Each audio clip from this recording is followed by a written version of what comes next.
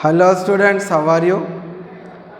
Today we are going to see the introduction about our mathematics second year syllabus. Mathematics second year syllabus has two parts, 2A and 2B. I am going to teach you the part 2A. 2A has some subtopics which are as like in first year we have 10 topics are there. Like that the same method will be there in the second year also. 10 subtopics are there. The very first subtopic of 2A as like this. The first topic is complex numbers. Our first topic in second year 2A is complex numbers. The another topic De Moivre's theorem. Second one is De Moivre's theorem. De Moivre's theorem. Okay. Next another topic is quadratic expressions. Third one, quadratic expressions. The next topic is theory of equations. Theory of equations. The next topic, fifth one is, the fifth one topic is permutations and combinations. Permutations and combinations. Combinations. Okay. The next topic, binomial theorem. Binomial theorem. Okay. The seventh topic is partial fractions. Partial fractions. Next, another one, the eighth topic, measures of dispersion. Measures of dispersion. Dispersion. Okay. The another topic is probability. Probability. Like in first year intermediate, how many topics are there? 10 topics are there in first year 1A. Also the same thing is there in second year 2A, 10 topics. The 10th topic is random variables. Random variables. Variables and probability distributions. Probability distributions. Distributions. Understand? Total how many topics are there? 10 topics. What is first topic? Complex numbers. Second topic, De Moivre's theorem. Third, quadratic expressions. Fourth one, theory of equations. Fifth one, permutations and combinations. Next, binomial theorem. Next, partial fractions. And next, measures of dispersion. Next, probability. Finally, the random variables and probability distributions. Let us see the introduction about our first topic, complex numbers. What is complex number? How do we define it Understand? Actually, we know the numbers, real numbers. Okay? We know real numbers is the superset of all the numbers. What are all the numbers? Set of natural numbers, set of whole numbers, set of integers, set of rational and irrational numbers. All these numbers included in the set of real numbers. We know that set of real numbers is the superset of all the sets till the lower classes up to 10th class. But now we have one more set is there, which is the superset of real numbers. That set of numbers is called the complex numbers. Okay? Means what? All the set of numbers including real numbers, natural, whole, integer, all those are subset of these numbers, complex numbers. Now from now onwards, not only the real number is the superset of all the numbers, so all the superset of including real numbers also, one more set is there. What is it called? Set of complex numbers. Let us see how do we define set of complex numbers. As like this, the set of complex numbers which is defined as complex numbers is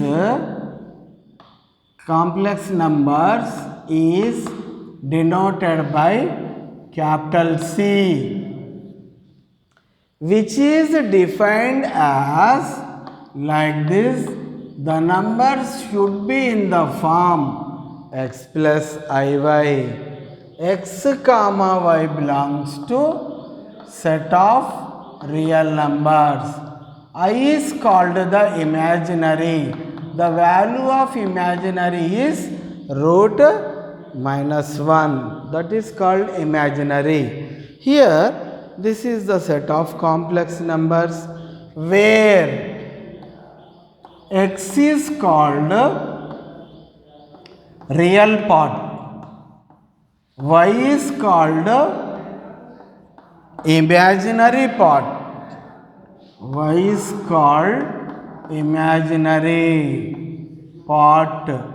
These x and y should be the numbers of real values. Now, the one more important thing I have already told you in set of complex numbers, I value root minus 1. I square value should be minus 1. Wherever I will come, you should write root minus 1. I square will come, you should write minus 1. Let us see. Can we write every number is a complex number? Yes, sure. We can write every number as a complex number. So, every number should be in the form of x plus iy. Let us see some examples as like that. For example, take 0. Is 0 is a complex number or not? 0 can be written as 0 plus 0i or 0 plus i0. 0 is a complex number. 1 can be written as 1 plus 0i or 1 plus i0. This is in the form of x plus iy. 1 is also a complex number. Is fractions are complex numbers? Yes. 1 by 2 minus 1 by 2. Is it the complex number? Yes. This should be complex number. Is square root terms are complex numbers or not? Is root 3? Root 3 is also a complex number.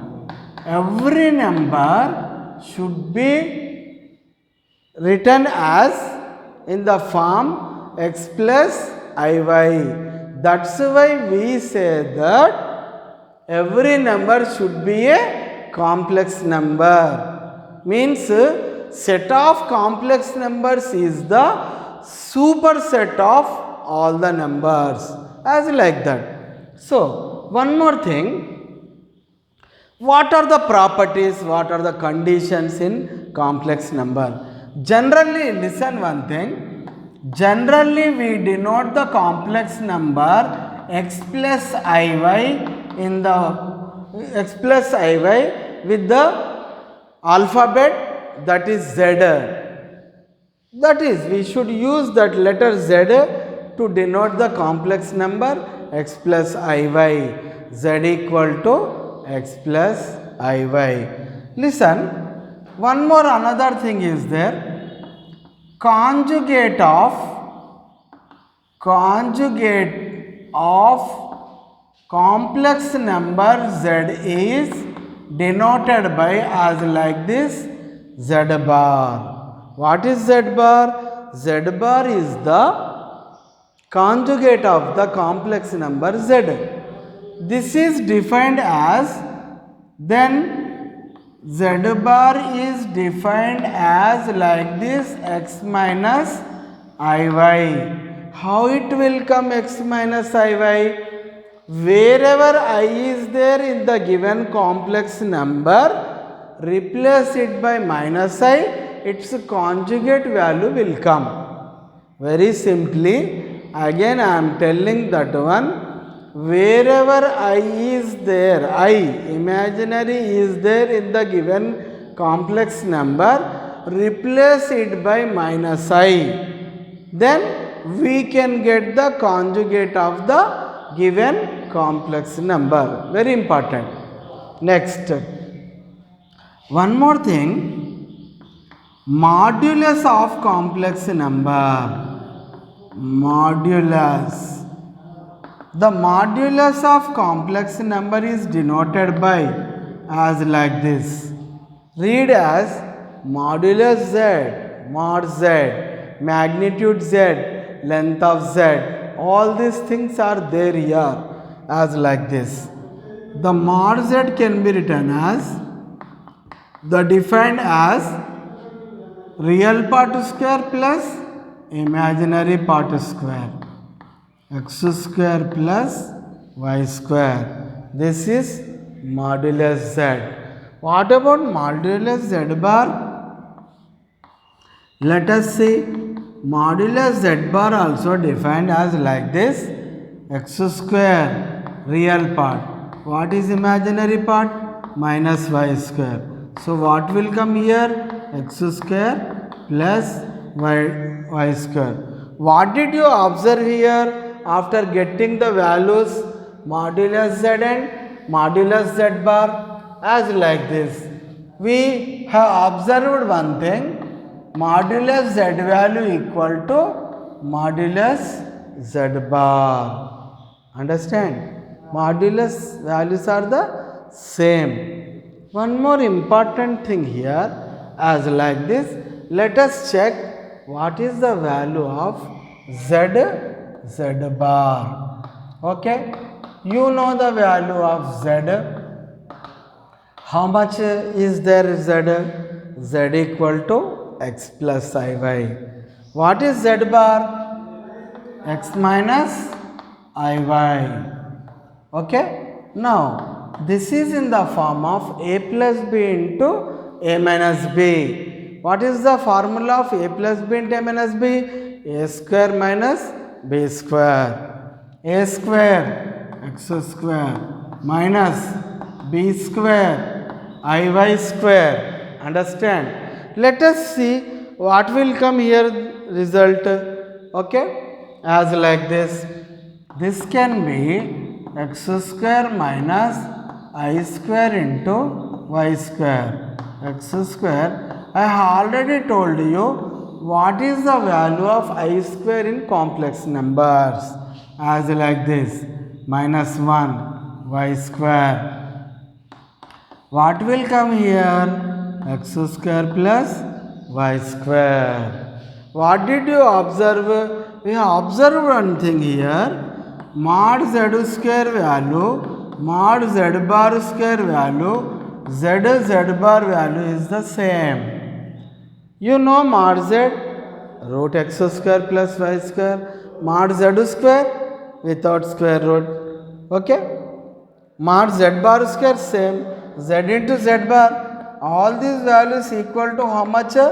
X square plus y square. Understand? Okay. One more important thing here in the complex numbers. What is that very important thing here? As like this, we have 4 quadrants are there. In that coordinate plane, we can say it as organ plane. Understand? One more thing, in complex numbers, that is the mod amplitude form or mod argument form. Understand? What is mod amplitude? Mod argument form of the principal mod amplitude form or mod argument form. Okay? We can say as like this, that is also called the polar form of the complex number. That is very important. Understand? What is that like this? Modulus and amplitude form. Mod amplitude form. Okay? Mod argument form. This is also called polar form. Simply listen. The words amplitude or argument, we can use them as same. Understand? The words amplitude and argument, often it will come in the complex numbers, principal argument value or principal amplitude value. How do we take it? Listen. What is principal amplitude and principal argument value? Okay? That principal argument value or principal argument, this is the principal argument and principal amplitude value, nothing but the value of theta should be lies between minus pi less than theta less than or equal to pi, which is called, if theta lies in this limit, called principal argument value. Principal argument value or principal amplitude value. Understand? Generally, one important thing, here suppose for example z equal to x plus iy. Argument z or amplitude z is defined as theta equal to tan inverse y by x. Tan inverse y by x. This is defined as argument z or amplitude z.